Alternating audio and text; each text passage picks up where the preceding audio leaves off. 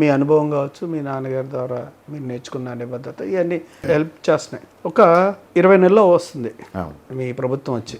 అసెంబ్లీలో ఎన్నిసార్లు మాట్లాడారు? ఈ సెషన్లోనే వాళ్ళతో 3వ సారి మాట్లాడాను.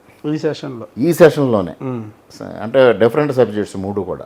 ఒకటి బసిరెడ్డి గారు, కొవ్వూరు బసిరెడ్డి గారు ఎవరైతే మహా అన్నదాత, అది ఓవరాల్గా మీరు ఒకటి నేను గత 2వ సెషన్లో ఇరిగేషన్ డిమాండ్స్ పైన మాట్లాడుతూ, అంటే సుమారుగా కాటన్ బ్యారేజ్ ఆవశ్యకత, కాటన్ బ్యారేజ్ ఏదోగా డ్యామేజ్ అయింది, గత ప్రభుత్వంలో నిర్లక్ష్యం గురైంది, ఇప్పుడు ఈ ప్రభుత్వం చేయాల్సిన ఆవశ్యకత చెప్పాం, దాన్ని గుర్తించి 150 కోట్లు ఇవాళ శాంక్షన్ చేస్తే దానికి కృతజ్ఞతలు చెప్తూ ఇంకా మిగిలిన అదర్ ఇరిగేషన్స్ కూడా 2 రోజుల క్రితం మాట్లాడాను. అంటే ఓవరాల్గా సుమారుగా 15 సార్లు మాట్లాడాడు ఈజీగా.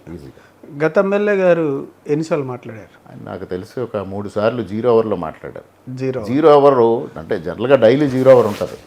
ఇవాళ కూడా నేను 0 అవర్లో అంగన్వాడీ, రాష్ట్ర వ్యాప్తంగా అంగన్వాడీ టీచర్స్ ఎదుర్కొంటున్న సమస్యలు, అంగన్వాడీ వ్యవస్థను ఏ విధంగా ఇంప్రూవ్ చేయాలనే దానిపైన మాట్లాడాను.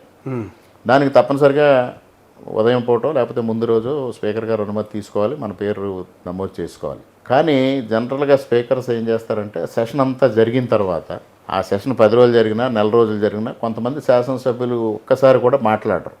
అంటే వాళ్ళకి ఇంట్రెస్ట్ ఉండక మాట్లాడినప్పుడు ఆ సెషన్లో మాట్లాడిన వ్యక్తులుగా వాళ్ళు మిగిలిపోతారని స్పీకర్ గారు ఆఖరి రోజున 0 అవర్లో ఇట్లాగా సెషన్ అంతా మాట్లాడిన సభ్యులను ఒక్కొక్క నిమిషం 0 అవర్లో మాట్లాడిచ్చేస్తారు.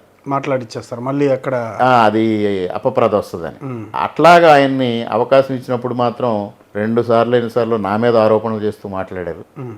ఒకసారి కెనాల్ రోడ్డు గురించి మాట్లాడారు. కెనాల్ రోడ్డు గురించి కూడా నేను గతంలో ఎమ్మెల్యేగా ఉండగా ఆ రోజు 9 కోట్లతో దాన్ని అభివృద్ధి చేస్తే నేను ఆందోళన చేయడం వల్ల 9 కోట్లు రిలీజ్ అయిందంటూ తన భుజాన్ని తానే చరుచుకుంటూ, తన జబ్బని తానే చరుచుకుంటూ మాట్లాడేశారు.